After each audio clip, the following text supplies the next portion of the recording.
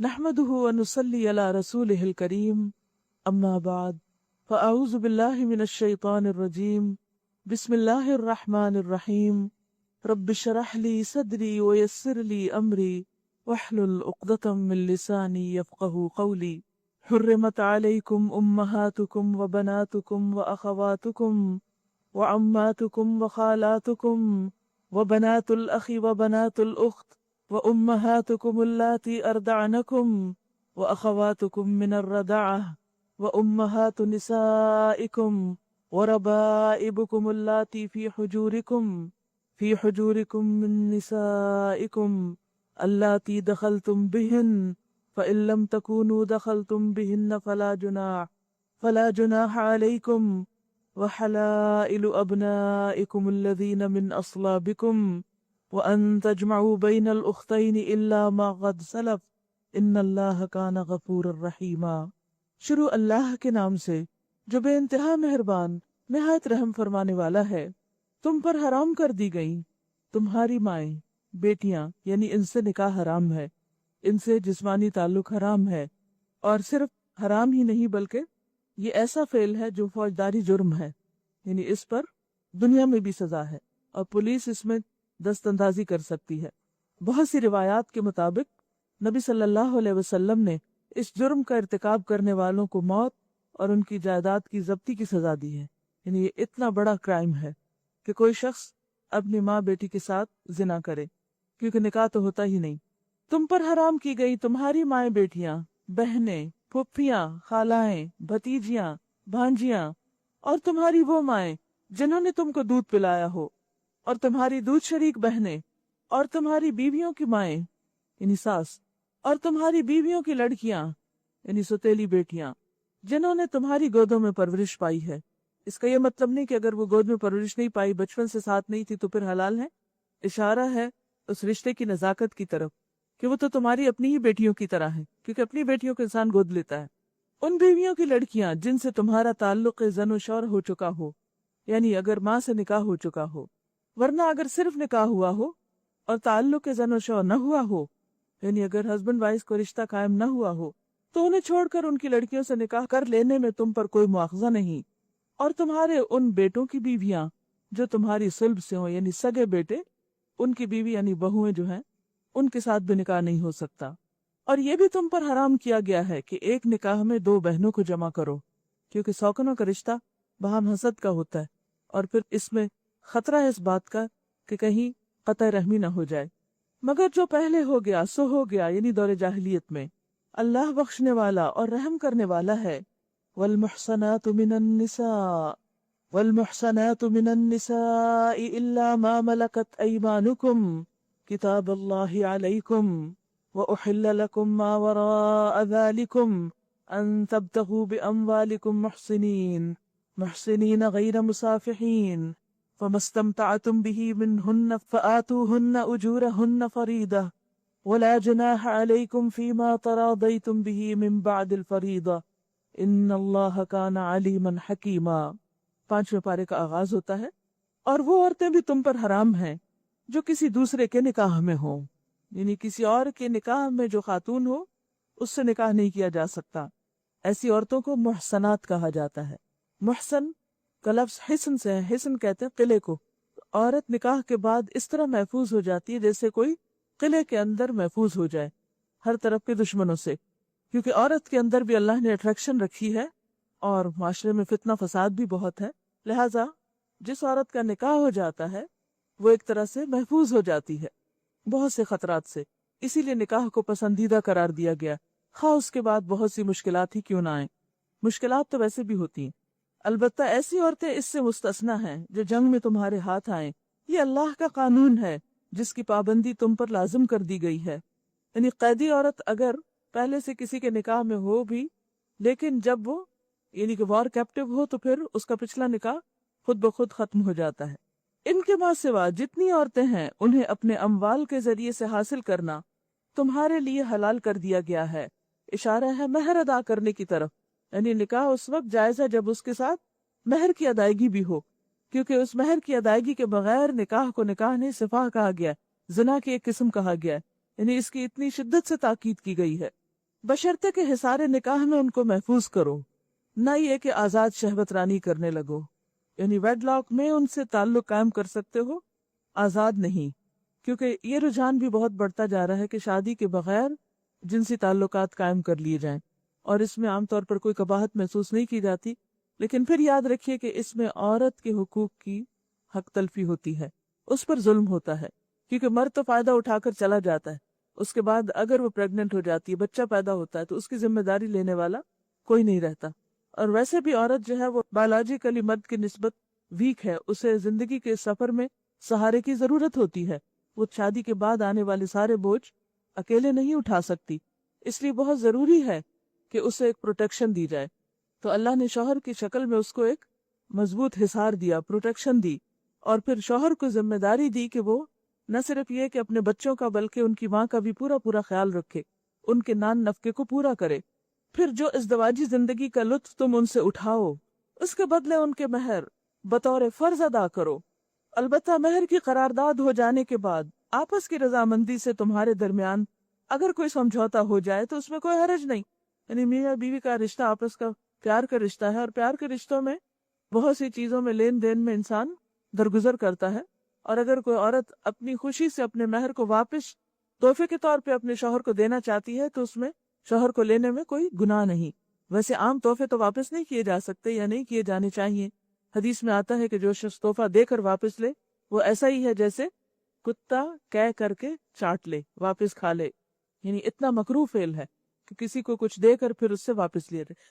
البتہ مہر کی قرارداد ہو جانے کے بعد آپس کی رضامندی سے تمہارے درمیان اگر کوئی سمجھوتا ہو جائے تو اس میں کوئی حرج نہیں، اللہ علیم اور دانا ہے۔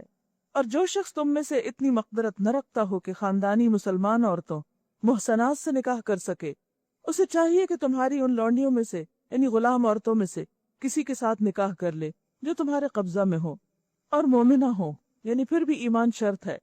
اللہ تمہارے ایمانوں کا حال خوب جانتا ہے، تم سب ایک ہی گروہ کے لوگ ہو، یعنی اگر کوئی غلام ہے تو وہ بھی انسان ہی ہے، نسل انسانی یا انسانی برادری سے تعلق رکھتا ہے، لہٰذا اس میں کراہت نہیں ہونی چاہیے، لہٰذا ان کے سرپرستوں کی اجازت سے ان کے ساتھ نکاح کر لو اور معروف طریقے سے ان کے لیے مہر ادا کر دو، یعنی ان کو بھی مہر دینا ہوگا، گویا مہر نکاح کی شرط ہے یا نکاح کے ویلڈ ہونے کی شرط ہے، تاکہ وہ حصار نکاح میں محفوظ محسنات ہو کر رہیں، آزاد شہوت رانی نہ کرتی پھریں اور نہ چوری چھپے آشنائیاں کریں، یعنی چھپی ہوئی دوستیاں نہ کریں، بلکہ معروف طریقے سے نکاح کے ساتھ رہیں۔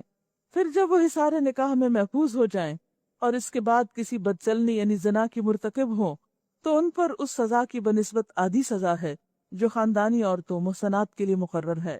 یہ سہولت تم میں سے ان لوگوں کے لیے پیدا کی گئی ہے جن کو شادی نہ کرنے سے بندے تقوی کے ٹوٹ جانے کا اندیشہ ہو، کیونکہ شادی بھی انسان کے تقوی میں اضافے کا ذریعہ ہے، انسان کی نگاہ کی حفاظت کرتی ہے، شرمگاہ کی حفاظت کرتی ہے، خیالات کی حفاظت کرتی ہے، لیکن اگر تم صبر کرو تو یہ تمہارے لیے بہتر ہے، اور اللہ بخشنے والا اور رحم فرمانے والا ہے۔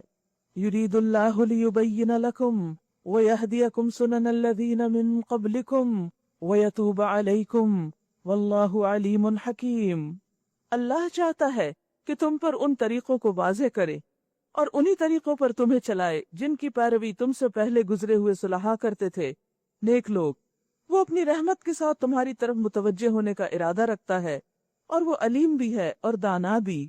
ہاں، اللہ تو تم پر رحمت کے ساتھ توجہ کرنا چاہتا ہے، مگر جو لوگ اپنی خواہشات نفس کی پیروی کر رہے ہیں وہ چاہتے ہیں کہ تم راہ راست سے ہٹ کر دور نکل جاؤ، یعنی اللہ کے راستے پر، اس کے رسول صلی اللہ علیہ وسلم کی سنت پر نہ چلو، بلکہ اپنی منمانی کرتے ہو اپنی خواہشات کی پیروی کرو۔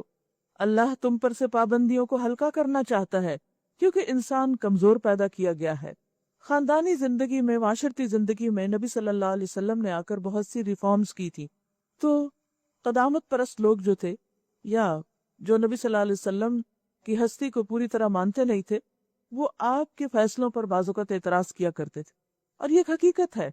بہت سے لوگ نماز روزہ کر لیتے ہیں، لیکن اگر انہیں شادی کے موقع پر غلط رسومات سے منع کیا جائے یا فوتگی کے موقع پر ان کو غلط کام چھوڑنے کے لیے کہیں تو کہنے والے عموماً بہت برے قرار پاتے ہیں اور سخت قسم کی تنقید کا ان کو سامنا کرنا پڑتا ہے۔ اور یہ ایک حقیقت ہے کہ انسان آباء و اجداد کے طریقوں، اپنے وطن، ملک، کلچر کو عموماً آسانی سے چھوڑ نہیں سکتا، لیکن جس شخص کے اندر ایمان ہو اس کے لیے تو بس اتنا ہی کافی ہوتا ہے، سمعنا و اطعنا، اللہ کی بات ہے، اللہ کا حکم ہے، ہم نے سن لیا اور ہم نے بات مان لی۔ وَخُلِقَ الْإِنسَانُ ضَعِيفًا، اور انسان کمزور پیدا کیا گیا ہے کہ بہت سی خود ساختہ پابندیاں انسان کی زندگی کو دوبر کر دیتی۔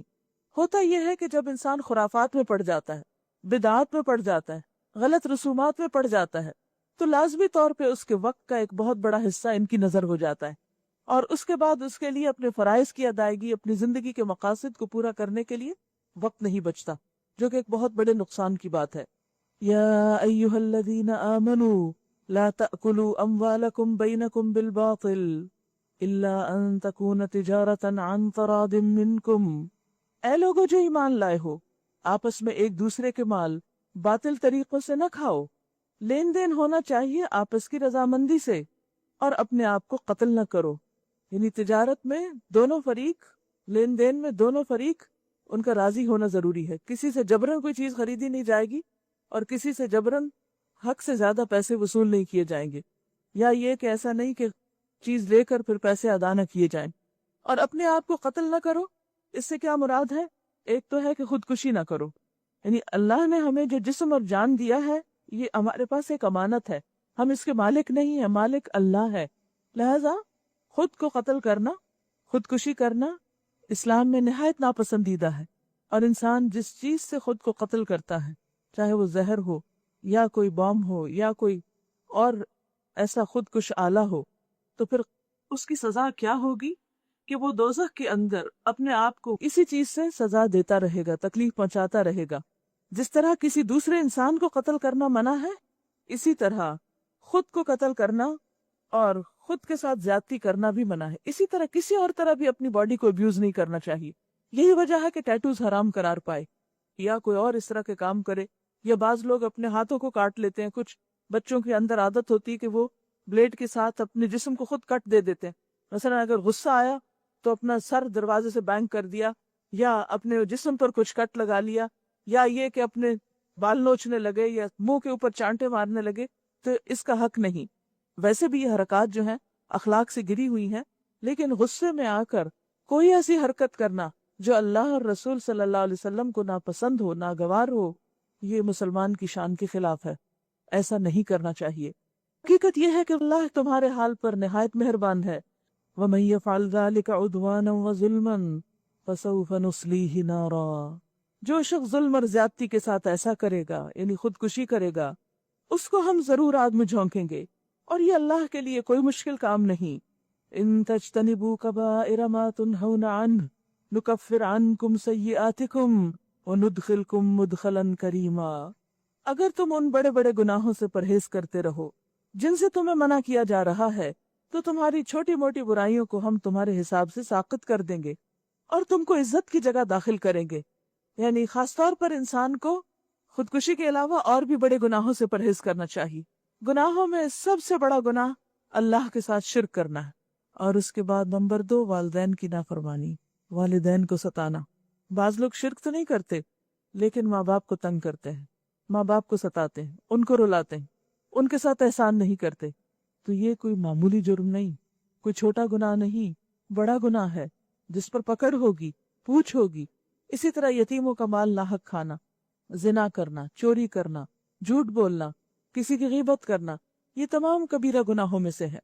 تو اگر کوئی شخص ان گناہوں سے بچ جائے، کیونکہ ان سے بچنا بہت بڑا جہاد ہے، لہٰذا اگر کوئی اس کوشش میں کامیاب ہو جائے تو اس کے بعد اگر چھوٹی موٹی غلطیاں اس سے ہو جاتی ہیں تو ان کا کفارہ وضو کے ساتھ، نماز کے ساتھ اور نیکی کے کاموں کے ساتھ، صدقہ خیرات کے ساتھ ہوتا رہتا ہے۔ ہاں، اس کا یہ مطلب نہیں کہ انسان جان بوجھ کر چھوٹے چھوٹے گناہ کرتا رہے، کیونکہ نبی صلی اللہ علیہ وسلم نے ایک موقع پر ان سے بھی بچنے کے لیے کہا کہ چھوٹے چھوٹے گناہوں سے بچتے رہو، کیونکہ اکٹھے ہو کر وہ بھی بہت بڑے بن جاتے ہیں۔ جیسے اگر چھوٹی چھوٹی لکڑیاں جمع کر کے جلائی جائیں تو وہ بہت بڑی آگ میں تبدیل ہو جاتی ہے۔ تو گناہ، اللہ کی نافرمانی کے کام، اللہ کو ناراض کرنے والے کام، بندہ مومن کبھی ان کو گوارا نہیں کر سکتا، وہ کسی بھی قیمت پر اللہ کو ناراض نہیں کر سکتا۔ آپ دیکھیے کہ ہمیں جو ایک خوبصورت معیار دے دیا گیا ایمان کا، کہ ایمان ہے تو اللہ سے محبت سب سے زیادہ ہوگی، والذین آمنوا اشد حبا للہ، اور یہ حقیقت ہے کہ بندے کو جس سے محبت ہوتی ہے اس کو کبھی ناراض نہیں کرنا چاہتا. اس کی ناراضگی انسان کے لیے بہت بھاری چیز ہوتی ہے.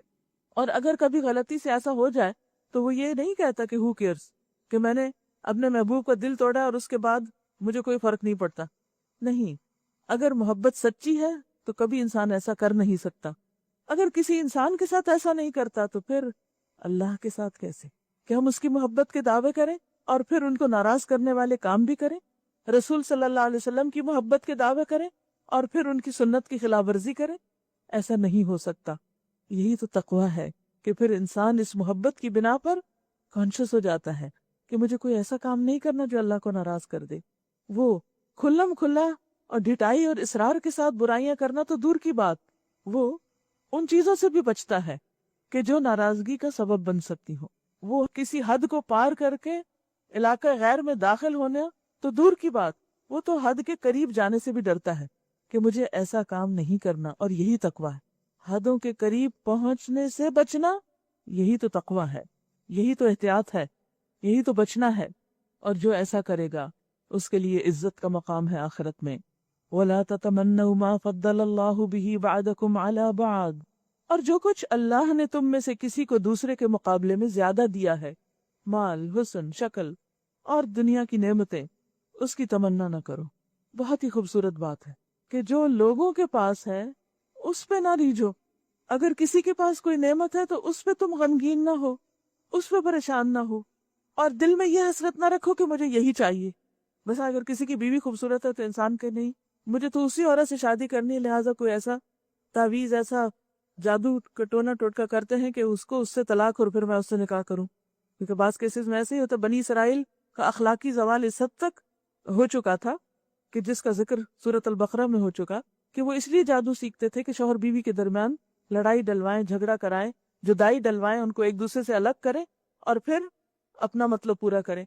اسی طرح اگر کسی کے پاس علم ہے یا کسی کے پاس کوئی بھی نعمت ہے تو انسان کو اس کی نقالی کرنے کی بجائے یا یہ سوچنے کے بجائے کہ جو اس کے پاس ہے بس وہی مجھے ملے، کیا کرنا چاہیے؟ اللہ کا فضل، اللہ کی رحمت مانگنی چاہیے. وَاسْأَلُ اللَّهَ مِن فَضْلِهِ، اللہ سے اس کا فضل مانگو. کسی کو دیکھ کر اگر دل میں کوئی ایسی کھٹک آئے، کوئی کسک آئے، مثلا کسی کی شادی ہو رہی تو آپ سوچیں ہے میری ابھی تک نہیں ہوئی، میں کیسی بدقسمت ہوں. یا یہ کہ کسی کے بچے کی ہو رہی تو انسان حسد کا شکار ہو جائے اور کہے کہ میرے بچے کی کیوں نہیں ہو رہی. تو ایسے موقعوں پر اگر دل میں کوئی خیال آئے بھی، کیونکہ انسان ہے ہم، جب کسی کو نعمت ملتے دیکھتے ہیں تو دل میں خیال آتا ہے کاش ہم کو بھی ملتی، تو اس وقت اپنے دل کو فوراً تھامنے کی ضرورت ہے، فوراً اصلاح کی ضرورت ہے. اس وقت کرنا کیا چاہیے؟ فوراً اللہ کی طرف رجوع. یا ایھا الذین آمنوا استعینوا بالصبر والصلاۃ، صبر، منہ سے کوئی ناروا بات نہیں نکالنا، کسی قسم کی کوئی ایسی چیز نہیں، اور دل سے بھی نکال دینا ہے. کس طرح نکلے گا وہ؟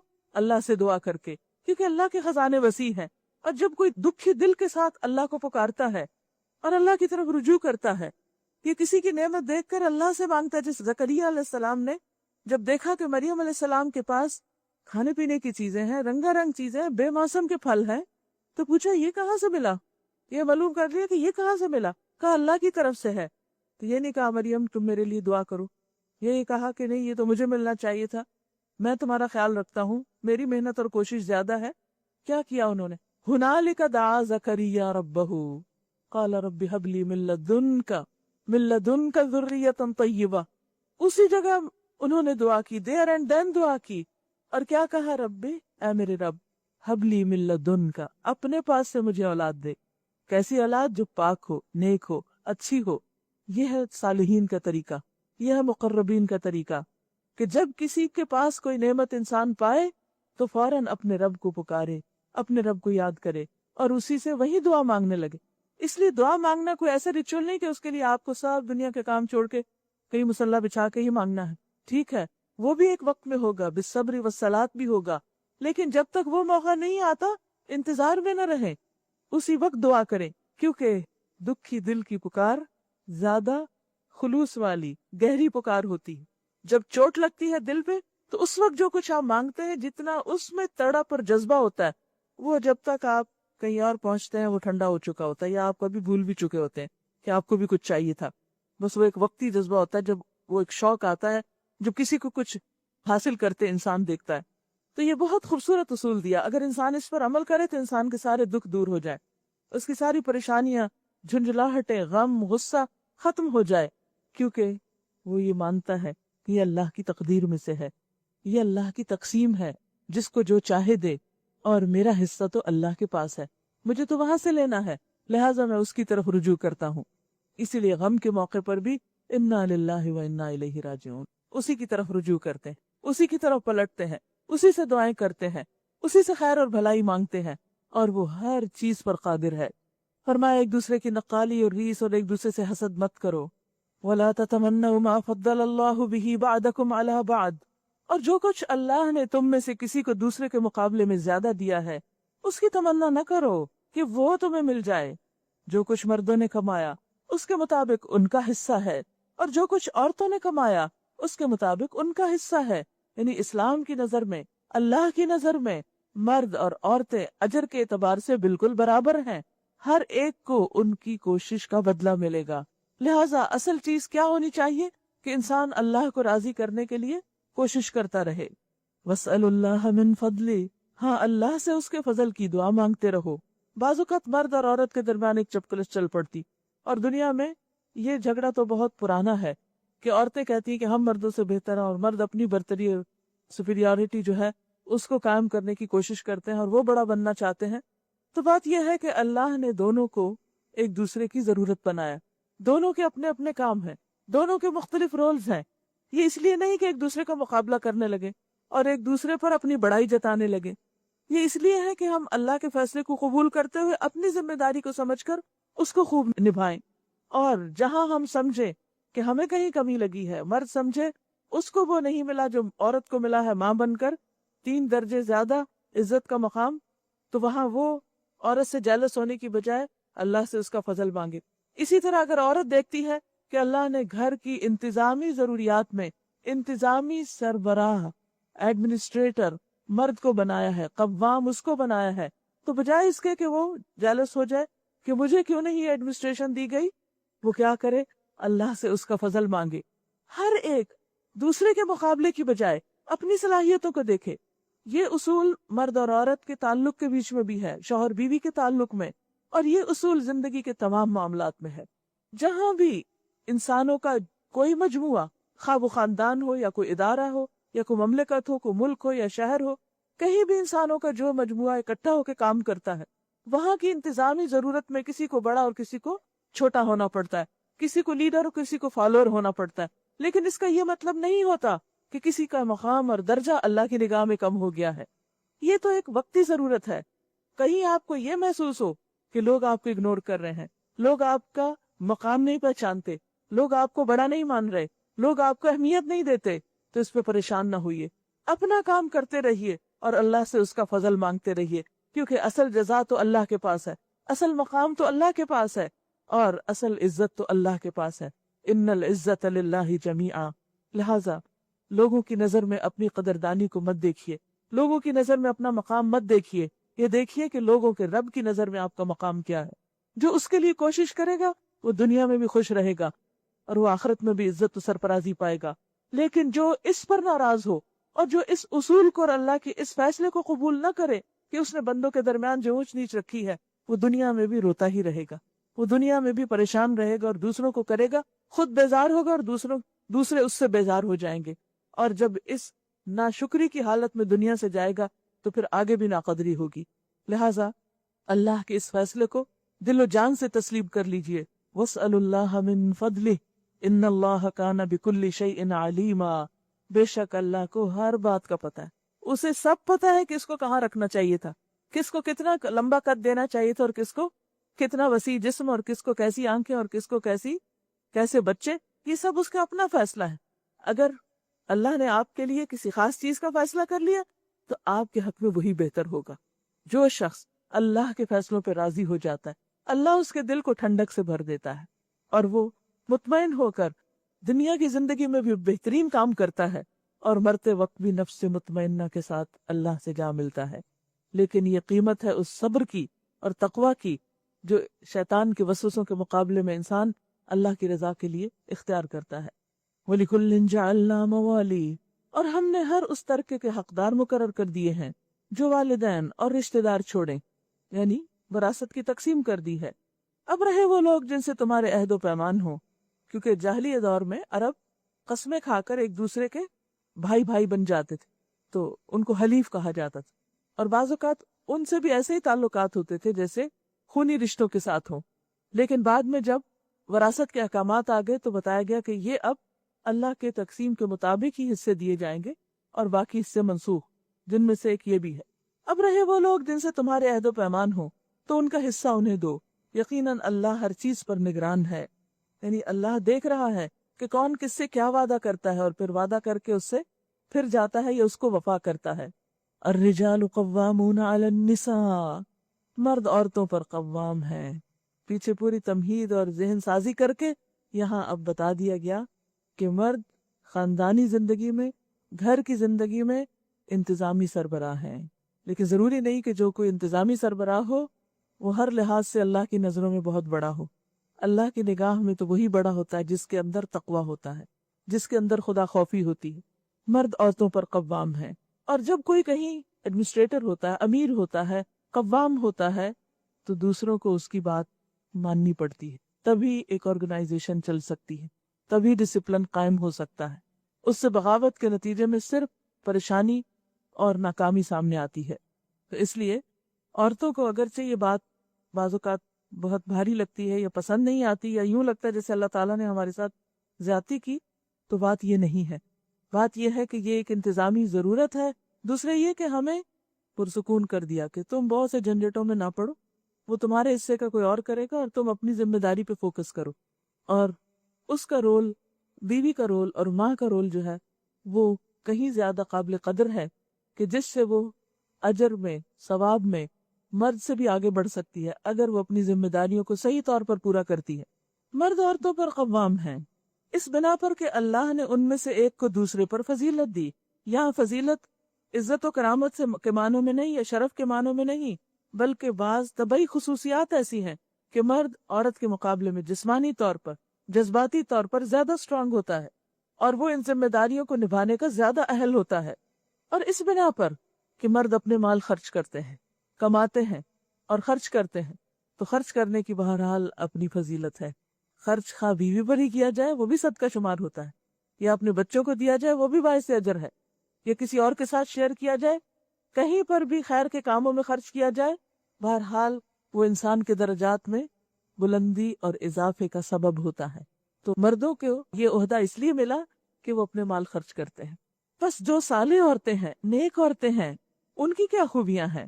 وہ اطاعت شار ہوتی ہیں، فرما بردار ہوتی ہیں، بات مانتی ہیں، اور مردوں کے پیچھے اللہ کی حفاظت اور نگرانی میں ان کے حقوق کی حفاظت کرتی ہیں، اپنی جان کی، اپنے جسم کی حفاظت کرتی، شوہر کے مال کی حفاظت کرتی، گھر بار کی حفاظت کرتی، بچوں کی حفاظت کرتی ہیں۔ اور کس لیے کرتے ہیں؟ اللہ کی خاطر۔ بعض اوقات شوہر سے کوئی شکایت ہو سکتی ہے تو عورت انتقام پہ اتر آتی ہے کہ چونکہ شوہر نے میرے ساتھ یہ سلوک کیا لہٰذا میں بھی اس کے مال کو خوب ضائع کروں گی۔ نہیں، ایک نیک عورت اپنی ذمہ داری کو اسی طرح نبھاتی رہے گی جو اس کو اللہ نے حکم دیا، کیونکہ وہ تو یہ سب کچھ اللہ کے لیے کر رہی۔ بعض اوقات کوئی بات ماننے کو دل نہیں بھی کرتا تو کیوں مانے گی؟ اس لیے کہ اللہ کا حکم ہے۔ معروف میں اطاعت لازم ہے۔ ہاں، اگر حرام کام کا شوہر حکم دے رہا ہے تو اس کی بات نہیں مانی جائے گی، ورنہ جو جائز اور درست امور ہیں ان میں اللہ کے حکم کے ساتھ ہی شوہر کی اطاعت ہے، اور اللہ کا حکم ہے کہ بات مانی جائے۔ اگر کسی عورت کے دل میں شیطان یہ وسوسہ ڈال دے کہ شوہر اس سے محبت نہیں کرتا یا اس کو اہمیت نہیں دیتا، اور شیطان بہت دفعہ یہ وسوسہ ڈالتا ہے کہ میرے شوہر کو میری کوئی پرواہ نہیں ہے، وہ اوروں کو مجھ سے زیادہ امپورٹنس دیتا ہے، اور عورت اسی غم میں جلے کڑے رہتی ہے اور اپنے آپ کو پریشان رکھتی ہے، اور پھر بعض اوقات بغاوت پر اتر کر وہ بھی کوشش کرتی ہے کہ اپنے اس رشتے کے علاوہ کہیں اور اپنی سیٹسفیکشن کرے، تو ایسا کرنا ایک بہت بڑا جرم ہے۔ یہ شیطانی راستہ ہے، اس سے پرہیز کرنا چاہیے۔ اس کا علاج کیا ہے؟ اس کا علاج یہ ہے کہ وہ شوہر کو اور زیادہ توجہ دے اور اس کی توجہ حاصل کر لے، کیونکہ بعض چیزیں خود بخود مل جاتی ہیں اور بعض چیزیں کوشش اور محنت سے ملتی ہیں۔ ہم کیا چاہتے ہیں؟ ہمیں کچھ نہ کرنا پڑے اور سب ہمارے مطیع فرما ہو جائیں اور ہمارے غلام بن جائیں۔ شوہر بھی ہمارا غلام ہو، سسرال بھی ہمارا غلام ہو، جو ہم چاہیں بس ہماری حکمرانی ہو اور ہر چیز ہماری مرضی کے مطابق ہو. ایسا بعض اوقات نہیں ہوتا. کچھ بھی پانے کے لیے انسان کو دینا پڑتا ہے، قربانی کرنی پڑتی ہے. اور پھر اس لیے نہیں کہ میں کسی کے نیچے کیوں لگوں اور میں کسی کے آگے چھوٹی کیوں بنوں، نہیں، اس لیے کہ میرے رب کا یہ حکم ہے اور رب کے حکم میں ہی میری بھلائی ہے. اور انسان جب اللہ کی خاطر یہ قربانیاں کرتا ہے تو ایسا نہیں ہوتا کہ اللہ محسنین کا اجر ضائع کر دے. ہاں، صبر کا ایک امتحان ہوتا ہے، ایک وقت ہوتا ہے، لیکن انسان اپنا مقام پا لیتا ہے. پھر فرمایا واللاتی تخافون نشوزہن فعظوہن وہجروہن فی المضاجع واضربوہن، اور جن عورتوں سے تمہیں سرکشی کا اندیشہ ہو، اور یہ سرکشی کوئی عام چھوٹی موٹی باتوں میں نافرمانی نہیں، بلکہ شوہر کے خاص حق میں نافرمانی اور حرام یا غلط رسموں پہ چلنا، تو ان کو سمجھاؤ، خواب گاہوں میں ان سے علیحدہ رہو، یعنی ترک کلام کرو، ترک تعلق کرو. وَاضْرِبُوهُنَّ، اور مارو، لیکن مارو سے مراد یہ نہیں کہ ان کا مار مار کے حلیہ بگاڑ دو. سنت سے کیا پتہ چلتا ہے کہ بس جیسے ایک مسواک ہوتا ہے، یعنی چھوٹا سا ایک شوق، تاکہ عورت ہوش میں آئے اور اپنے گھر کو بچائے اور اپنے اس خاندانی نظام کو ٹوٹنے نہ دے. فَإِنْ أَطَعْنَكُمْ، پھر اگر وہ تمہاری مطیع ہو جائیں، بات مان لیں، حدود کے اندر آ جائیں، سرکشی چھوڑ دیں، تو خواہ ان پر دست درازی کے لیے بہانے تلاش نہ کرو، یعنی چھوٹی چھوٹی باتوں پہ ہاتھ نہ اٹھاؤ، چھوٹی چھوٹی باتوں پہ ان کو مت ستاؤ. ان اللہ کان علیا کبیرا، یقین رکھو اوپر اللہ موجود ہے جو بڑا اور بالا تر ہے. مت سوچو کہ تم عورت کے مقابلے میں بڑے ہو گئے تو تم اب جیسا چاہو اس کے ساتھ رویہ کرو، جیسا چاہو اس پر ظلم کرو، جیسے چاہو اس کو اس کے حقوق سے محروم کر دو. تمہیں کون پوچھ سکتا ہے؟ تمہیں کیا کر سکتا ہے؟ تمہیں پتہ ہے عورت کمزور ہے، اس بیچاری نے کیا کرنا ہے، کہاں جانا ہے. یاد رکھو تمہارے اوپر ایک اور بلند بہت بڑا تمہارا رب ہے جو تمہیں دیکھ رہا ہے، اور حقیقت یہ ہے کہ جو تقوی اختیار کرے گا وہ کبھی زیادتی نہیں کر سکتا، وہ ہمیشہ ان عاجزی اور انکساری سے کام لے گا. اسی لیے آپ نے دیکھو گا کہ بعض لوگ بڑے بڑے عہدوں پر ہوتے ہیں لیکن کبھی ان کا رویہ باسی نہیں ہوتا، کبھی ان کے اندر تکبر اور غرور نہیں ہوتا. اور بعض لوگوں کا حال یہ تھا کہ چھوٹی سی کوئی چیز ان کو مل جائے تو وہ آپے سے باہر ہو جاتے ہیں. فرق کس چیز کا ہے؟ تقوی کا. جس کے اندر خدا کا خوف ہو پھر وہ جھکا ہی رہتا ہے، وہ ڈر ڈر کے کام کرتا ہے. اور جہاں خدا کا خوف نہیں وہاں انسان کوئی بھی موقع جانے نہیں دیتا کہ وہ بندوں کے ساتھ زیادتی کر کے اپنی بڑائی کا روب نہ جمائے. لیکن یہ روب چند دن کا ہوگا اور اس کے بدلے میں ہمیشہ ہمیشہ کی ذلت. اور اگر تم لوگوں کو کہیں میاں اور بیوی کے تعلقات بگڑ جانے کا اندیشہ ہو تو ایک حکم مرد کے رشتہ داروں میں سے اور ایک عورت کے رشتہ داروں میں سے مقرر کرو. ہوتا یہ ہے کہ جب دو لوگوں میں اختلاف ہوتا ہے تو پھر ان بایس ہو کے نہیں سوچ سکتے. ایک بات سے انہیں 10 اور باتیں اپنے حق میں یاد آ جاتی ہیں اور دوسرے کی 10 شکایتیں یاد آتی. لہٰذا وہ جب آپس میں معاملے کو سلجھانے لگتے ہیں، کہتے ہیں نا کہ جن دو کے درمیان جھگڑا وہ آپس میں ایک دوسرے کے ساتھ ریزالو کر لیں. لیکن عموماً ایسا مشکل ہوتا ہے کیونکہ وہ اپنے اپنے حق کو دیکھ رہے تھے، دوسرے کے حق کو فراموش کر لیتے ہیں. لہٰذا پھر اصلاح کیسے ہو؟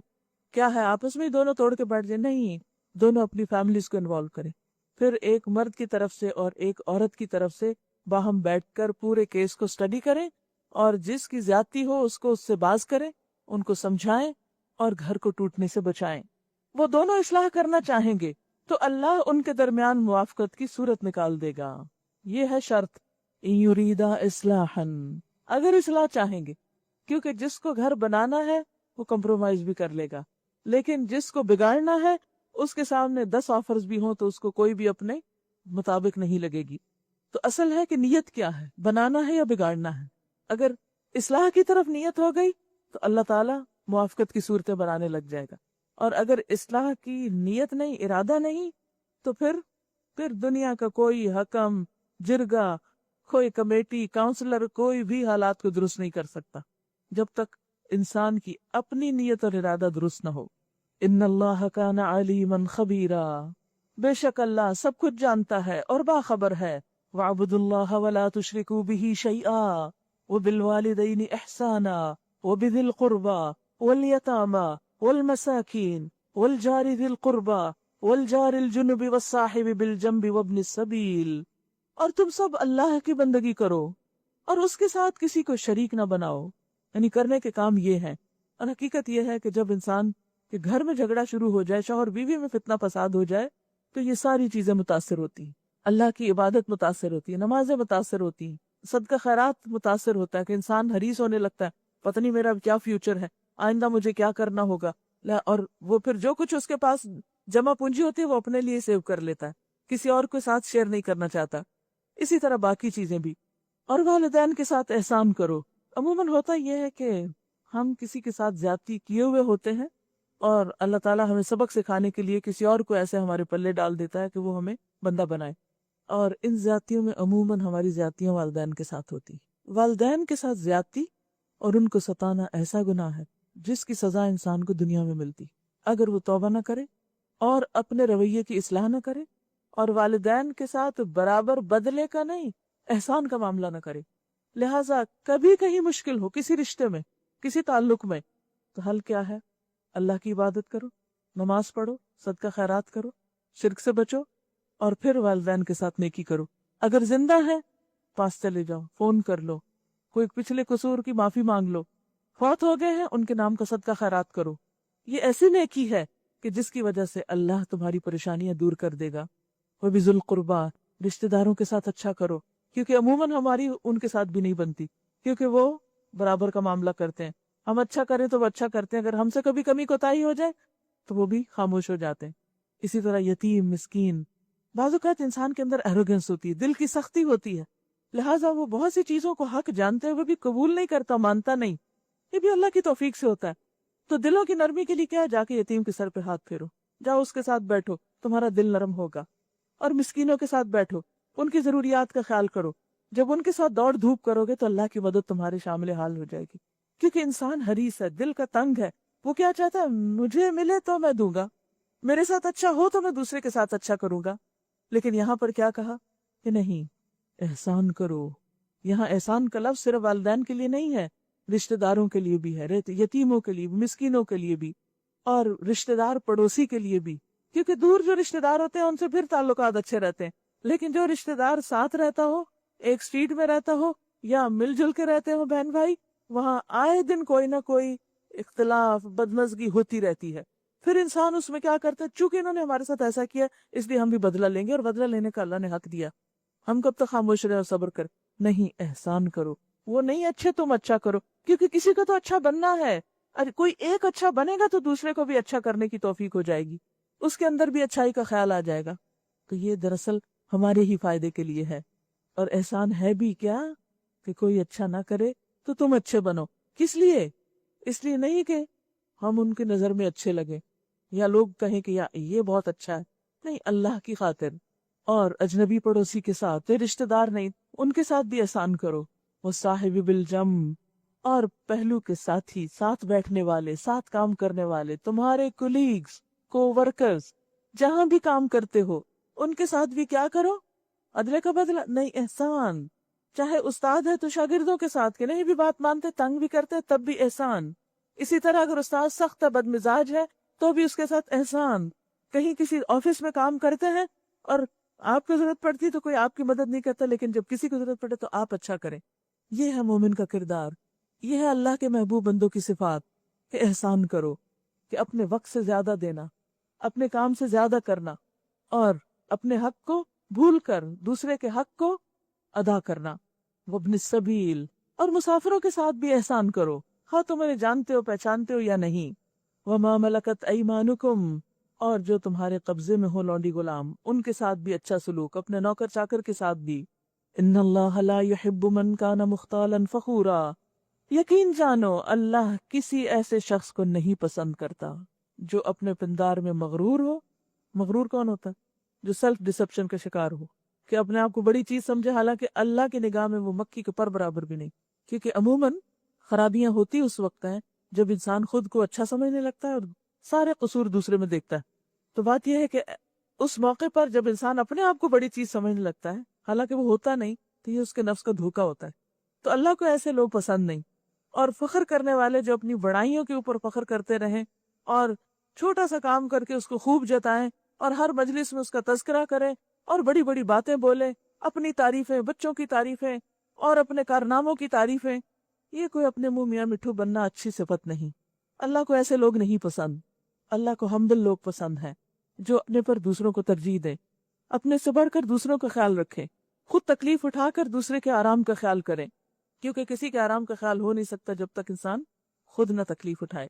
الذین یبخلون ویأمرون الناس بالبخل، اور ایسے لوگ بھی اللہ کو بالکل پسند نہیں جو کنجوسی کرتے ہیں، بخل کرتے ہیں، یعنی کنجوسی مال میں بھی اور باقی مدد میں بھی، یعنی جب کچھ کرنے کا وقت آتا ہے تو وہ دل تنگ کر بیٹھتے ہیں کہ نہیں یہ مجھے تو اس پہ پے نہیں کیا جاتا، میں بھلا یہ کیوں کروں، یا یہ کہ میں ہی کیوں دوں، ہر وقت میں ہی کیوں احسان کروں، جبکہ ہم کرنے کی پوزیشن میں ہوتے ہیں، ہم کر سکتے ہیں۔ اور اسی طرح دوسروں کو بھی کنجوسی کی ہدایت کرتے ہیں، اس میں مزید ظلم، خود تو کرتے ہی ہیں، کسی اور کو بھی اچھا نہیں کرنے دیتے، کیوں؟ تاکہ پھر ہمارا عیب بھی چھپا رہے، اگر کچھ اور لوگ کریں گے اور ہم نہیں کریں گے تو سب کی نگاہ میں آ جائیں گے اور سب کے ہاں پورے خاندان میں مشہور ہو جائیں گے کہ فلاں تو بہت کنجوس ہے، اس لیے وہ سب کو یہی نصیحت کرتے ہیں۔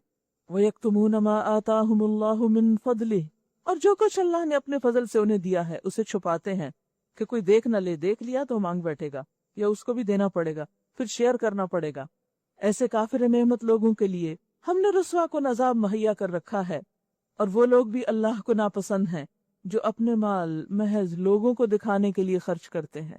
جہاں تعریف کا موقع ہو وہاں تو خوب کام کریں گے، خوب خرچ کریں گے، اور اگر خفیہ صدقہ کرنا پڑے یا کسی ایسے کو دینا پڑے کہ جہاں سے واپس کچھ نہیں ملے گا، حتیٰ کہ وہ تعریف بھی نہیں کرے گا جیسے رشتہ دار بعض اوقات کرتے ہیں، تو پھر وہاں وہ ہاتھ روک لیتے ہیں۔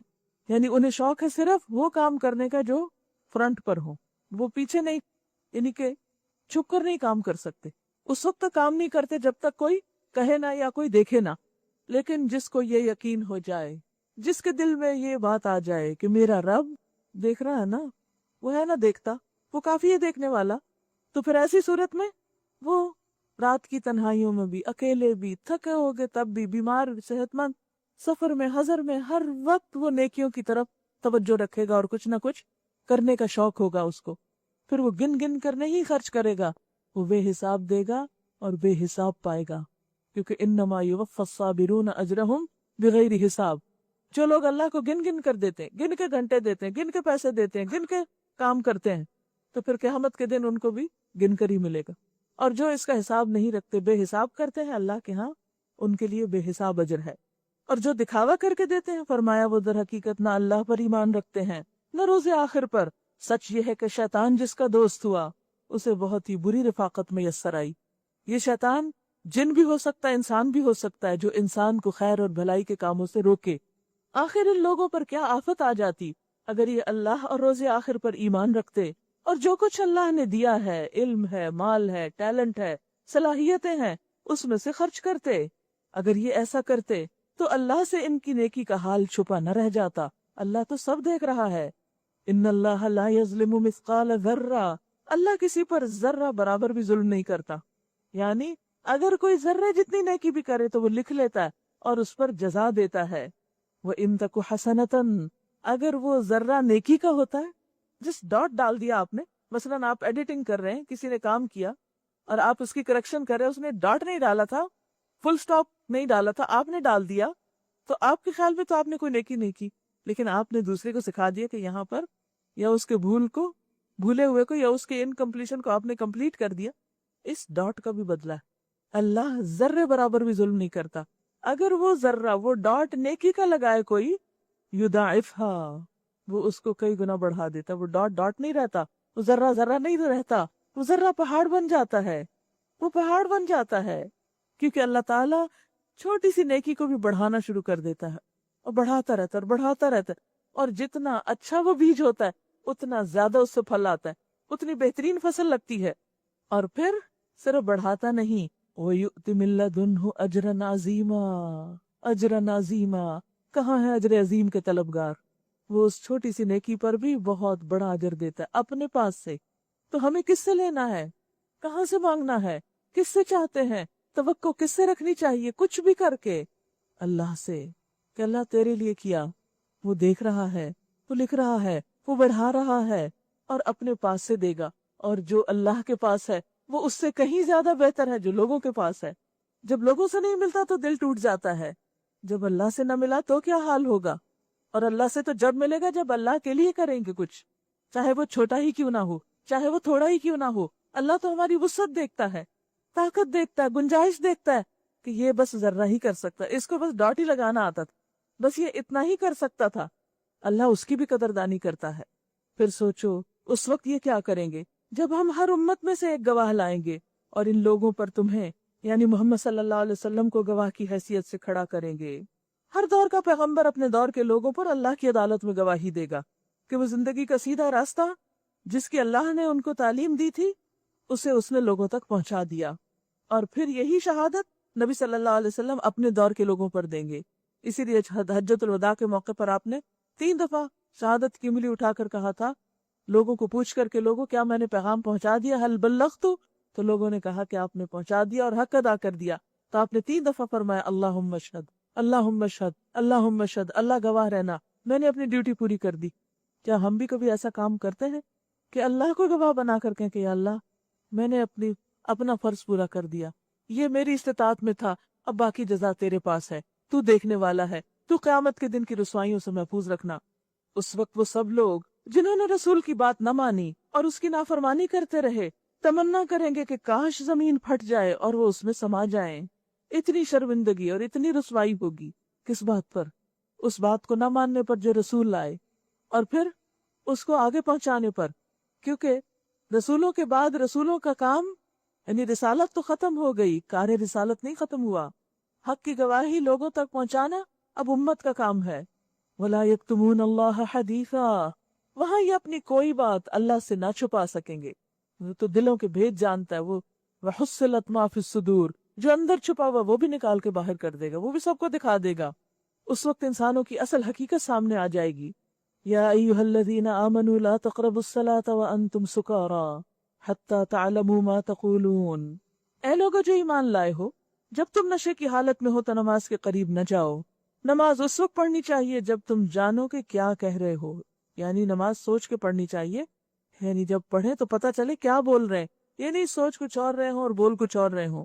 ایک حدیث میں آتا ہے لَکَ مِن صَلَاتِکَ مَا عَقَلْتَ مِنْہَا، تمہارے لیے اپنی نماز کا وہی حصہ ہے، یعنی تم اس میں سے وہی پاتے ہو، اتنے فیصد ہی تمہاری نماز ہوتی ہے جس کے بارے میں تم جانتے ہو یا اس میں سے عقل رکھتے ہو جو سمجھتے ہو، یعنی جتنا سمجھ کے ہوش میں پڑا ہوتا ہے وہی نماز ہے تمہارے حصے کی۔ اسی لیے کچھ لوگوں کی نماز 100% ہوتی ہے، کچھ کی 90، کچھ کی 50، کچھ کی 10، اور کچھ تو اللہ کو کچھ بھی یاد نہیں کرتے جیسے منافقین، ان کو بس ان کی نماز تو بس سجدہ سہوی کی نماز ہوتی ہے، دھیان ہی نہیں ہوتا، توجہ ہی نہیں ہوتی۔ اس کا مطلب نہیں کہ کبھی سجدہ سہو ہونا نہیں چاہیے، ہو جاتا ہے کبھی کبھار، لیکن یہ نہیں کہ ہر نماز میں سجدہ صاحب سے آپ پوری کر رہے ہیں۔ تو اس کے لیے انسان اپنے ہوش و حواس کو قائم رکھ کے توجہ کے ساتھ نماز پڑھے۔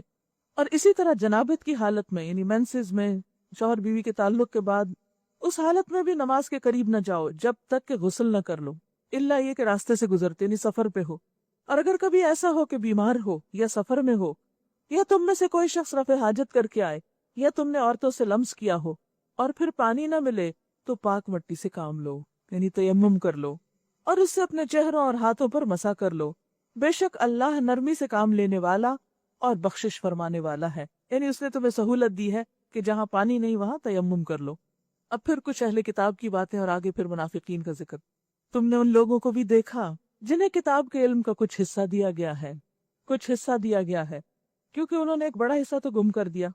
پھر اسی طرح جو ان کے پاس تھا اس کے الفاظ پہ تو بڑی توجہ تھی، اس کی روح نہیں معلوم تھی ان کو۔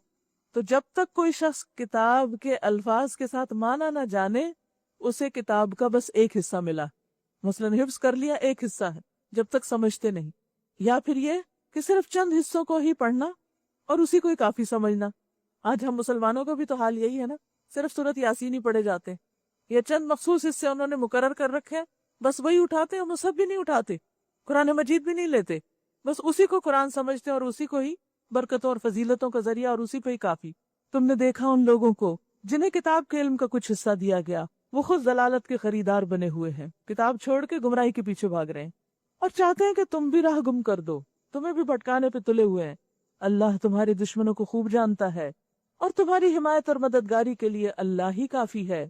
جو لوگ یہودی بن گئے ہیں ان میں کچھ لوگ ہیں جو الفاظ کو ان کے محل سے پھیر دیتے ہیں، یعنی کلام کے معنی بدل دیتے ہیں اور دین حق کے خلاف نیش زنی کرتے ہیں، یعنی دین میں تانے دیتے ہیں اور اس کے لیے اپنی زبانوں کو توڑ موڑ کر کہتے ہیں سمینا و عصینا، سمینا و اطانا کے بجائے یعنی لفظوں کو بگاڑ کے عصینا کر دیتے ہیں، اور اسمع، اور دل میں کہتے ہیں غیر مسمع، کہتے ہیں سنو، لسن.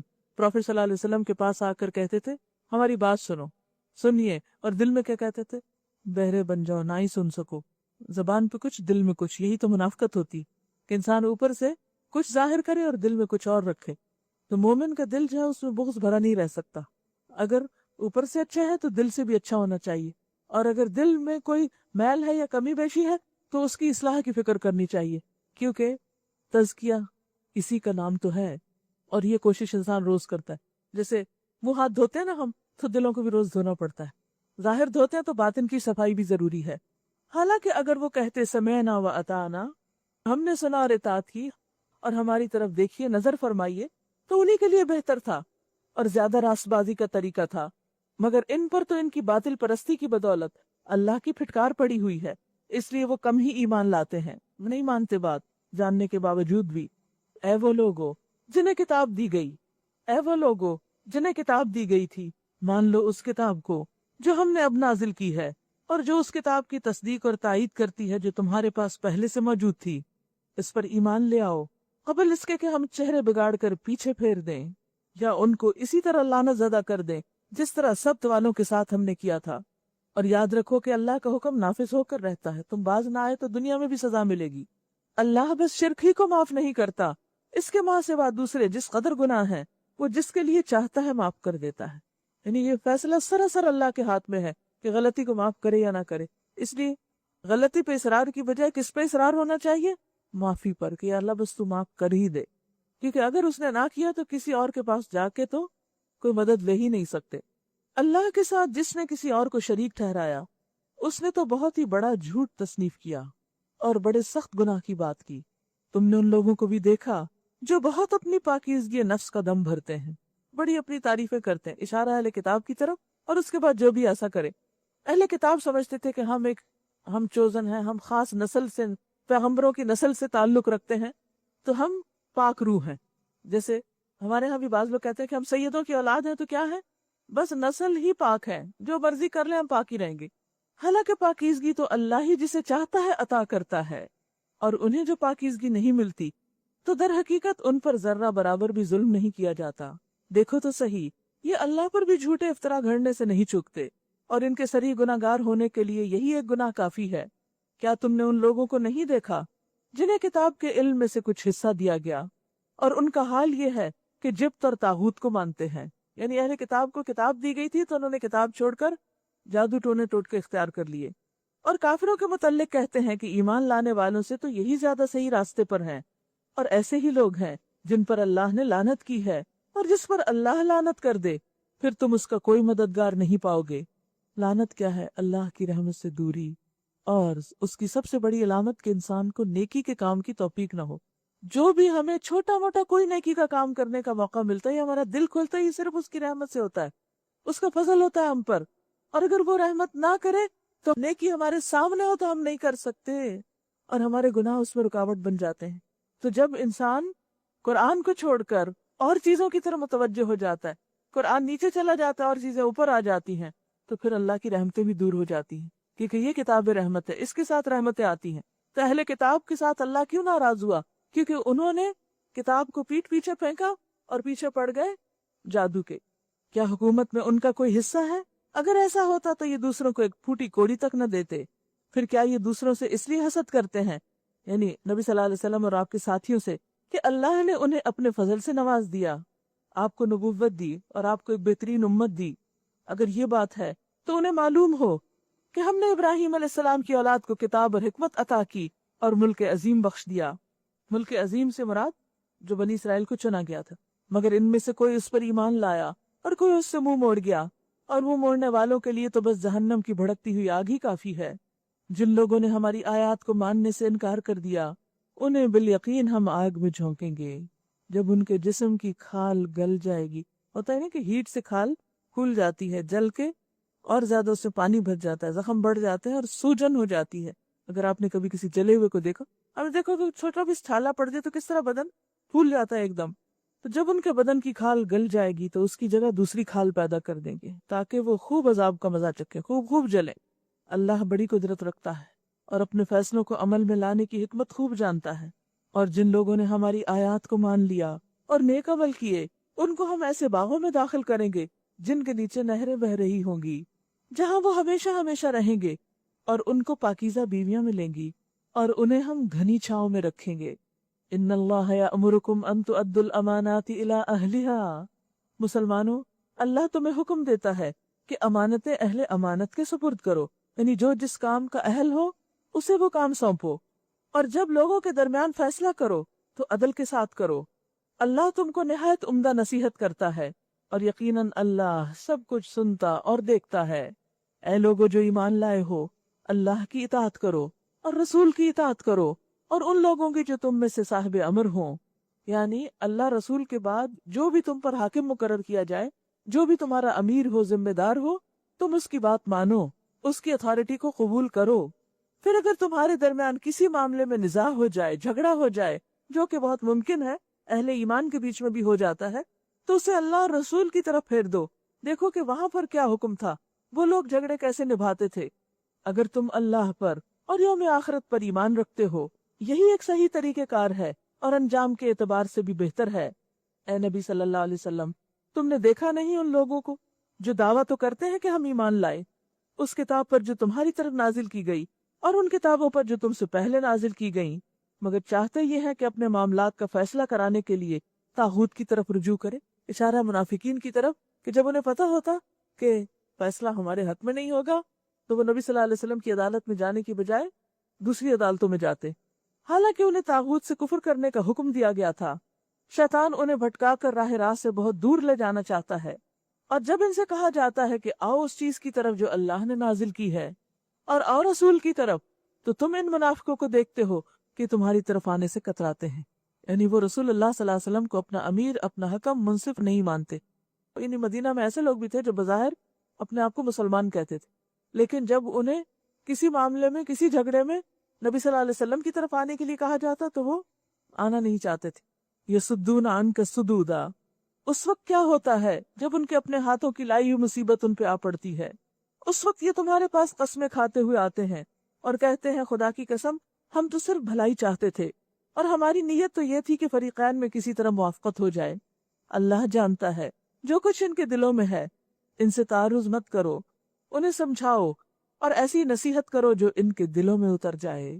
جس سے کیا پتہ چلتا ہے کہ لوگ اگر منافقت بھی برت رہے ہیں اور تمہیں پتہ بھی ہو کہ وہ تمہارے لیے وفادار نہیں اور تمہارے حق میں خیر خواہ نہیں، تو بھی کیا کرو؟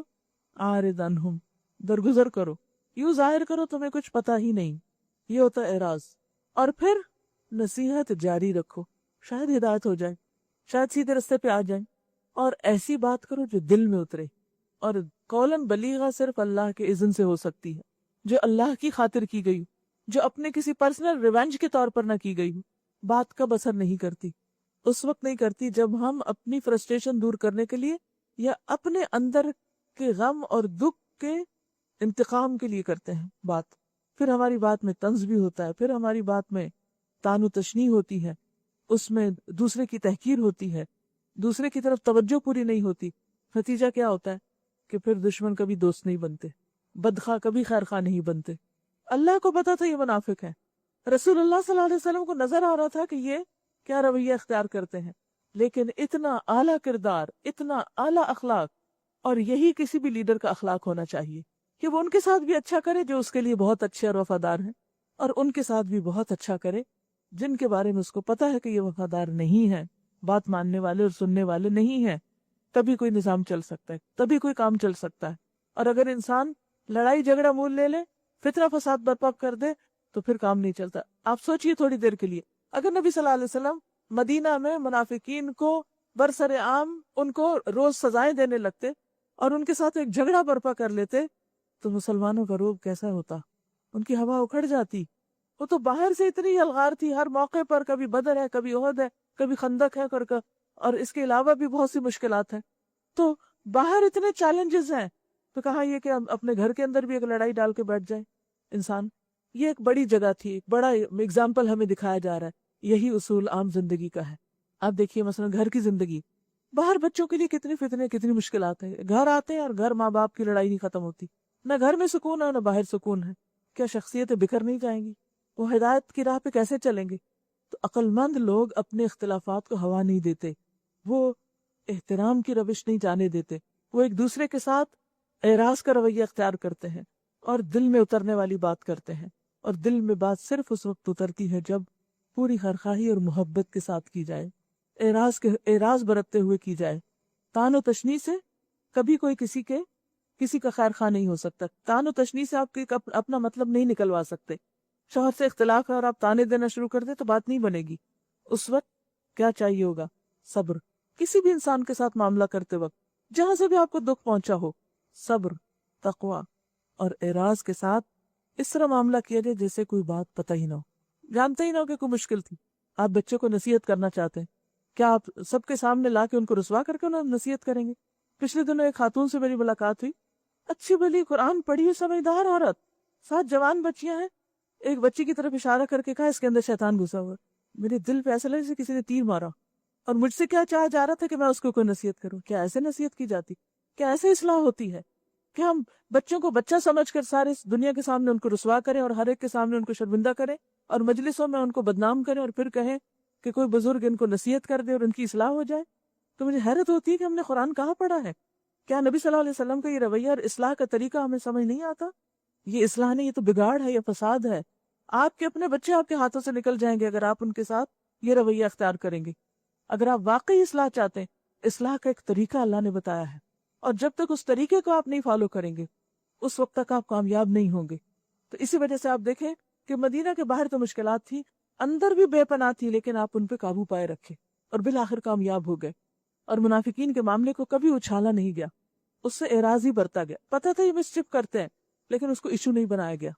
ہمارا کیا حال ہوتا ہے؟ کرنے کے کام بھول کر ذرا سے کسی سے اختلاف ہوا، ذرا سی کہیں مشکل آئی، بس اسی پہ اٹک گئے اور ساری انرجی اسی پہ لگا دی، سارا وقت اس پہ لگا دیا، کرنے کا کام تو پیچھے چلا گیا۔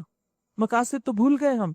ناگوار، ناپسندیدہ مشکل چیزوں پر اعراض کریں، گندگی کو نہ ہی چھیڑیں، بندی رہے، اٹھا پھینکے اس کو، اور اپنے کام پر نظر رکھیں، مقصد پہ نظر رکھیں۔ جس وقت منزل سے نگاہ ادھر ادھر ہوئی آپ رستہ کھو جائیں گے۔ ڈرائیو کرتے ہوئے اگر آپ سائن بورڈ نہیں دیکھیں گے کہاں جائیں گے؟ غلط ایگزٹ لے لیں گے اور پھر بھٹکیں گے خوب اور پریشان ہوں گے، اور ہو سکتا ہے منزل پہ پہنچے اور ہو سکتا ہے کام کیے بغیر ہی واپس لوٹ جائیں۔ ہم سب بھی دنیا کے مسافر ہیں، ہمیں بھی ایک منزل ملی ہے، اللہ نے قرآن دیا ہے، سمجھ دی، دین دیا، مقصد دیا ہے۔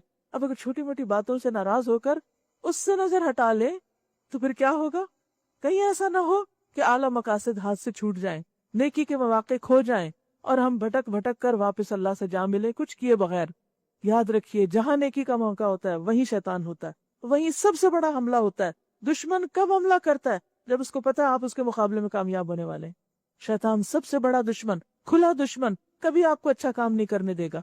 لہٰذا ایسے موقعوں پر ان کنتم تحبون اللہ فاتبعونی، رسول اللہ کا اتباع کرنا ہوگا، آپ کے طریقوں پر چلنا ہوگا کہ آپ نے منافقین سے کیسے ڈیل کیا۔ فَأَعْرِضْ عَنْهُمْ وَعِظْهُمْ وَقُلْ لَهُمْ فِي أَنفُسِهِمْ قَوْلًا بَلِيغًا، فِي أَنفُسِهِمْ، سرگوشی کے ساتھ، اکیلے میں، تنہائی میں، اور اچھے طریقے سے ان کو سمجھانا تاکہ باز آ جائیں۔ 1-on-1 بیس پر انہیں بتاؤ کہ ہم نے جو رسول بھی بھیجا اسی لیے بھیجا ہے کہ اس نے خداوندی کی بنا پر اس کی اطاعت کی جائے۔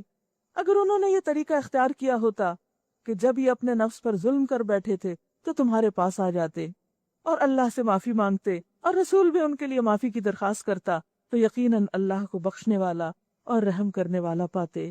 نہیں اے محمد صلی اللہ علیہ وسلم، تمہارے رب کی قسم، یہ کبھی مومن نہیں ہو سکتے جب تک کہ اپنے باہمی اختلافات میں یہ تم کو فیصلہ کرنے والا نہ مان لیں۔ پھر جو کچھ تم فیصلہ کرو اس پر اپنے دلوں میں بھی کوئی تنگی محسوس نہ کریں، بلکہ سر بسر تسلیم کر لیں، یعنی پوری طرح مان جائیں۔ اگر ہم نے انہیں حکم دیا ہوتا کہ اپنے آپ کو ہلاک کر دو یا اپنے گھروں سے نکل جاؤ تو ان میں سے کم ہی آدمی اس پر عمل کرتے۔ یعنی اللہ نے تو کوئی مشکل حکم دیا ہی نہیں، جو کچھ کہا ہے وہ سب کرنے کے قابل ہے، کر سکتے ہیں۔ اگر ایسا کوئی حکم مل جاتا تو پھر کیا بنتا؟ حالانکہ جو نصیحت انہیں کی جاتی ہے اگر یہ اس پر عمل کرتے تو یہ ان کے لیے زیادہ بہتری اور زیادہ ثابت قدمی کا موجب ہوتا، اور جب یہ ایسا کرتے تو ہم انہیں اپنی طرف سے بہت بڑا اجر دیتے اور انہیں سیدھا راستہ دکھا دیتے۔ رسول اللہ کی پیروی میں آپ کے فیصلوں کو ماننے میں کیا کیا فائدے ہیں؟ اشد تثبیتا، دین پر مزید ثابت قدمی ملتی ہے، اجرن عظیما، اجر عظیم ملتا ہے، صراطا مستقیما، سیدھی راہ ملتی ہے، ومن یطع اللہ والرسول، اور جو اللہ اور رسول کی اطاعت کرے گا، فاولئک مع الذین انعم اللہ علیہم من النبیین والصدیقین والشہداء والصالحین وحسن اولئک رفیقا، وہ ان لوگوں کے ساتھ ہوگا، اللہ رسول کی بات ماننے والے، پچھلے جتنے بھی معاملات ہیں مشکل مرحلوں پر دین کے لیے اپنے ذاتی اختلافات اور اناد قربان کرنے والے، اللہ رسول کے راستے پر رہنے والے، وہ پھر آخرت میں بھی کہاں ہوں گے؟ ان کے ساتھ جن پہ اللہ نے انعام فرمایا، انبیاء، صدیقین، شہداء اور صالحین کے ساتھ، اپنے اپنے قربانیوں کے لیول کے مطابق، جن کی قربانیاں انبیاء کی قربانیوں سے ملتی جلتی ہوں گی وہ ان کے ساتھ ہوں گے، جو شہداء جیسی کریں گے وہ ان کے ساتھ، اور جو عام صالحین جیسے اور جو صدیقین جیسے۔ دیکھنا یہ ہے کہ آپ کس لیول پر ہیں اور آپ کو کون سی منزل ملنی چاہیے۔ ذالک الفضل من اللہ، یہ حقیقی فضل ہے جو اللہ کی طرف سے ملتا ہے، اور حقیقت جاننے کے لیے بس اللہ ہی کا علم کافی ہے، وَكَفَى بِاللَّهِ عَلِيمًا۔ اے لوگو جو ایمان لائے ہو، مقابلے کے لیے ہر وقت تیار رہو۔ یعنی جیسے مدینہ میں اندر منافقین تھے تو باہر بھی دشمن تھے، تو اندر کچھ امن ہو تو باہر کے مقابلے کے لیے تیار ہو۔ اب دیکھیے ہر دور میں ایسا ہی ہوتا ہے، کچھ اندر کے چیلنجز، کچھ باہر کے، چاہے وہ گھر کی زندگی ہو، چاہے وہ کوئی ادارہ ہو، چاہے وہ دین کا کام ہو، کچھ بھی ہو، کچھ چیلنجز آپس کے اختلافات کے ہوتے ہیں اور کچھ چیلنجز باہر کے۔ سوچو بڑا چیلنج کون سا ہے، بڑی مشکل کیا ہے، کہ آپ کو اور آپ کی نسلوں کو دین ملے، یا بڑی مشکل یہ ہے کہ میری بڑائی قائم نہیں ہو رہی، یہ میری سب باتیں نہیں مانی جا رہی۔ کون سا بڑا چیلنج ہے، کون سا بڑا کام ہے جس کے لیے ہمیں تیار ہونا ہے؟ پھر جیسا موقع ہو الگ الگ دستوں کی شکل میں نکلو یا اکٹھے ہو کر نکلو۔ تم میں سے کوئی آدمی ایسا بھی ہے جو لڑائی سے جی چراتا ہے، اگر تم پر کوئی مصیبت آئے تو کہتا ہے اللہ نے مجھ پر بڑا فضل کیا کہ میں ان لوگوں کے ساتھ نہ گیا، اور اگر اللہ کی طرف سے تم پر فضل ہو تو کہتا ہے، اور اس طرح کہتا ہے کہ گویا تمہارے اور اس کے درمیان محبت کا تو کوئی تعلق ہی نہ تھا، کہ کاش میں بھی ان کے ساتھ ہوتا تو بڑا کام بن جاتا۔ یعنی وہ صرف اچھے حالات کا دوست ہے، اچھے دنوں کا ساتھی ہے، کہ جب ہر چیز سموتھ ہے، مرضی کے مطابق ہے تو خوش ہے، اور اگر مرضی کے خلاف ہے تو وہ راستہ چھوڑنے کو بھی تیار ہے۔ ایسے لوگوں کو معلوم ہو کہ اللہ کی راہ میں لڑنا چاہیے ان لوگوں کو جو آخرت کے بدلے دنیا کی زندگی کو فروخت کر دیں، کیونکہ جب تک آخرت کو دنیا کے مقابلے میں عزیز نہ رکھا جائے، بڑا نہ سمجھا جائے، اس وقت تک انسان قربانی نہیں کر سکتا۔ پھر جو اللہ کی راہ میں لڑے گا اور مارا جائے گا یا غالب رہے گا، اسے ضرور ہم اجر عظیم عطا کریں گے۔ آخر کیا وجہ ہے کہ تم اللہ کی راہ میں ان بے بس مردوں، عورتوں اور بچوں کی خاطر نہ لڑو جو کمزور پا کر دبا لیے گئے اور فریاد کر رہے ہیں، خدایا ہم کو اس بستی یعنی مکہ سے نکال جس کے باشندے ظالم ہیں۔ اس وقت کے چیلنجز یہ تھے۔ آج کے چیلنجز ہو سکتا ہے کہ بالکل اس طرح کے نہ ہوں، لیکن آج کے چیلنجز بھی بہت بڑے ہیں۔ اس وقت اگر جانوں کا خطرہ تھا تو آج کس کا خطرہ ہے؟ آج آپ کے بچوں کو باہر کس چیز کا خطرہ ہے؟ ایمان کا خطرہ ہے، اخلاق کو خطرہ ہے، اور اپنی طرف سے کوئی ہمارا حامی و مددگار پیدا کر دے۔ جن لوگوں نے ایمان کا راستہ اختیار کیا وہ اللہ کی راہ میں لڑتے ہیں، اور جنہوں نے کفر کا راستہ اختیار کیا وہ طاغوت کی خاطر لڑتے ہیں۔ بس شیطان کے ساتھیوں سے لڑو، اور یقین جانو کہ شیطان کی چالیں حقیقت میں نہایت کمزور ہیں۔ تم نے ان لوگوں کو بھی دیکھا جن سے کہا گیا تھا کہ اپنے ہاتھ روکے رکھو اور نماز قائم کرو اور زکوٰۃ دو۔ مسلمانوں کی طرف اشارہ ہے کہ مکہ میں جب ان پر بہت مخالفت ہوتی تھی تو اس وقت وہ چاہتے تھے کہ بدلہ لیں، تو اللہ سبحانہ وتعالیٰ نے روک دیا۔ لیکن مدینہ میں آ کر ایک وقت آ کے جنگ کا حکم مل گیا۔ اب جو انہیں لڑائی کا حکم دیا گیا تو ان میں سے ایک فریق کا حال یہ ہے کہ لوگوں سے ایسا ڈر رہے ہیں جیسا خدا سے ڈرنا چاہیے، یا کچھ اس سے بھی بڑھ کر کہتے ہیں، خدایا یہ ہم پر لڑائی کا حکم کیوں لکھ دیا گیا؟ کیوں نہ ہمیں ابھی کچھ اور مہلت دی، ابھی ہم پریپیئرڈ نہیں ہیں، یہ مشکل ہے ہمارے لیے لڑنا۔ ان سے کہو دنیا کا سرمایہ زندگی تھوڑا ہے۔ یعنی کس کے لیے تیار نہیں؟ کیونکہ انسان کب دین کے کام کے لیے تیار نہیں ہوتا؟ سوچیے، اپنے آپ کو رکھ کے دیکھیے، جب ہماری دنیا سامنے ہوتی یا اس کے نقصان کا اندیشہ ہوتا ہے۔ ان سے کہو دنیا کا سرمایہ زندگی بہت تھوڑا ہے، قل متاع الدنیا قلیل والآخرۃ خیر لمن اتقی، اور آخرت ایک خدا ترس انسان کے لیے زیادہ بہتر ہے تقوی والے کے لیے۔ اور تم پر ظلم ایک شمع برابر بھی نہ کیا جائے گا۔ رہی موت تو جہاں بھی تم ہو وہ بہرحال تمہیں آ کر رہے گی، خواہ تم کیسی ہی مضبوط عمارتوں میں ہو، بچ نہیں سکتے، دنیا سے تو جانا ہی ہے، جتنی بھی بنا لو۔ اگر انہیں کوئی فائدہ پہنچتا ہے تو کہتے ہیں یہ اللہ کی طرف سے ہے، اور اگر کوئی نقصان پہنچتا ہے تو کہتے ہیں یہ تمہاری وجہ سے ہے۔ نبی صلی اللہ علیہ وسلم کے فیصلوں پر آپ کو بلیم کرتے تھے اور ان سے راضی نہیں ہوتے تھے، اور کہتے تھے کہ آپ نے جنگ احد میں باہر جانے کا فیصلہ کیا تھا، اس وجہ سے یہ مشکل پیش آئی ہے۔ تو اللہ کے رسول پر صرف